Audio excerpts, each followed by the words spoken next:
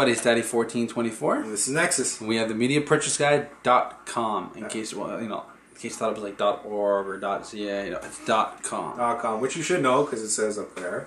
Well, you know, on our channel. You should know where to go right now. Come on, guys. You've been watching this for a long time. Exactly. And if you haven't been over to our website, make sure to head over there and check that out. Also, check out our individual blogs, Nexus TMPG, Daddy1424 TMPG, and the whole team. The list goes on. You can see it in the feature section of my channels.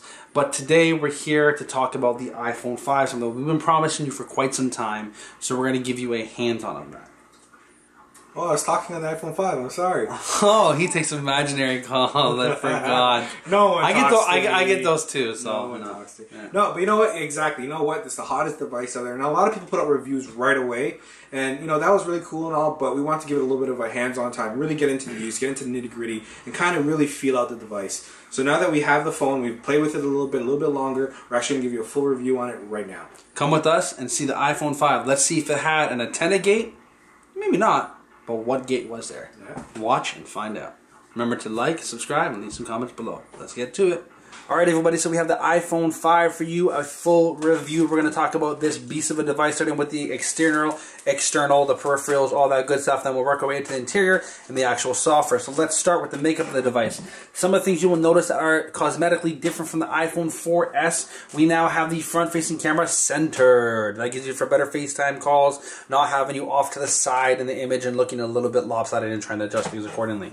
Below the camera, which is a 1.3 megapixel, giving you 720p camera, so giving you that clarity on your FaceTime images, which by the way are now done over 3G connectivity. You also have your receiver here.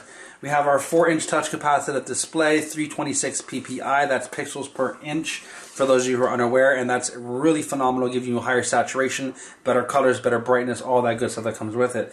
We have our home button, and that's pretty much it. Actually, the design-wise, it's pretty much just been stretched out. There is no increase in terms of width of the device itself.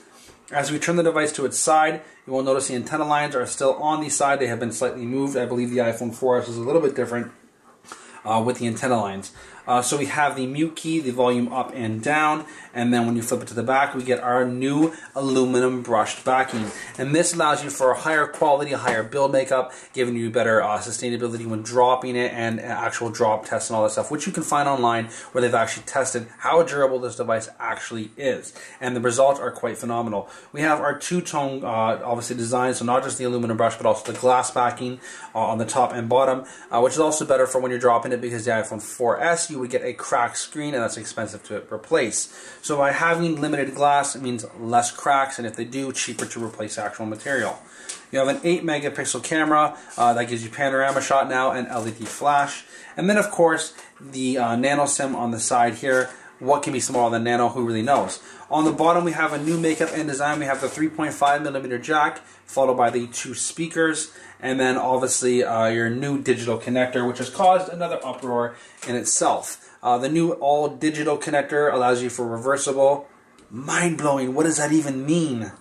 And then you can flip that over. Yes, I did quote that from Samsung, by the way. So that's how the new reversible dock charger actually works. We'll put the cord to the side here. With the 3.5mm jack headset, we have the new earbuds, or I'm going to call them earbuds, that allow you for two-tone speakers, better sound. You can see speakers on the side there, and you also have speakers in the front. They fit quite snugly in your ear, and our tests have given really positive and good sounds, although they don't work with other devices such as Samsung's, or not to the fullest compatibility, simply because we believe that the linings or the connectors don't actually match up properly. But that's a whole other conversation and a whole other video. So when we're talking internals of the actual device, we have an A6 processor that's a dual-core, 1 gig of internal RAM, and of course it clocks really high with the A6. Some tests have actually put it higher than the HTC One X and the Samsung Galaxy S3, which have both dual cores and quad-core processors. Obviously the Samsung Galaxy S3 with the 2 gig of RAM.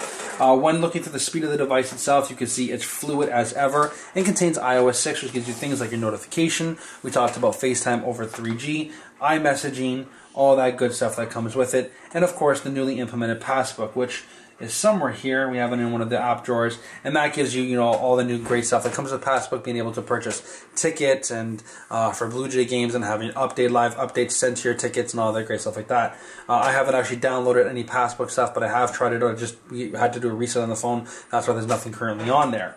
So in any case scenario, we also have the new proprietary map system, which gives you that 3D overlay. Let's see if we can go to hybrid here. We will search up, let's go, New York.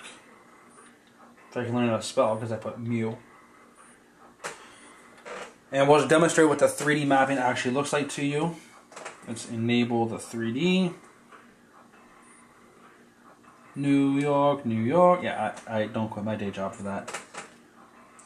So maps has obviously been really glitchy. We've had some issues where you can see the texture mapping and the way the ground actually it curves and it's really bumpy. People have complained about that. So you can see what the 3D map looks like right there. They're obviously, you know, it's a new system, so it's going to take some time, and Apple has said this to people, you know, give us some time to work out the glitches and the bugs and all that stuff like that as well. Obviously, you know, with the new mapping system, the navigation, so the transit and the walking, and people have been saying it hasn't been given them proper directions. But again, give it all time. So that's it for the 3D mapping. There you can see obviously some glitches and whatnot with it. But again, kudos to Apple for even an attempt at getting rid of Google. But since iOS 6 came out, we also had things getting rid of like the built-in YouTube application. So now you have to actually go to the App Store and download YouTube. It doesn't have everything formatted for the new 4-inch display. So a lot of the applications, including YouTube itself, will actually display in at a 3.5-inch screen, and you won't get that full 4-inch utilization. Even the photos sometimes come back with the letter blocking on the sides because they're not optimized for the 4-inch screen, and that's kind of a pity because we do want to see that in a future update. Obviously, you get your good stuff as well, such as your Siri implementation, which Siri can do so much more now. Can make reservations for you. Actually, you know, does location-based services in Canada where I'm actually located. So in my instance, let's just say, Siri, make me a reservation for 8 p.m. at Pickle Barrels.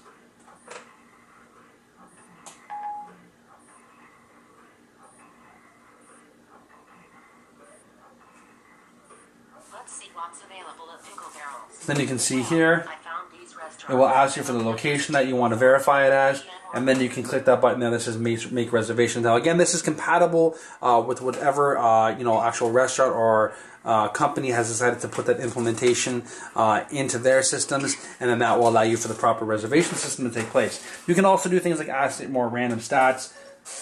Sorry, what was the score of the Jays game? Checking on that. Would you like me to search the web for what was the It didn't come up that time, but it's supposed to give you more up-to-date stats, so that wasn't a really good, you know, demonstration of that.